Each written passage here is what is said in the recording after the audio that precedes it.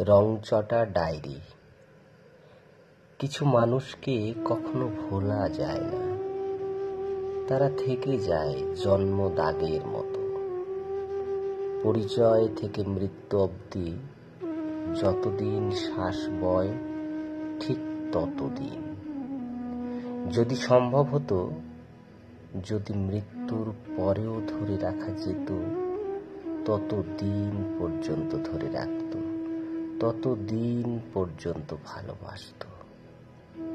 এরা ভালোবাসে নিঃস্বার্থে, ভালোবাসা জমা রাখে কোনো এক রংচটা ডায়েরির বুকে, কবিতার ছলে, বিষাদের সুরে।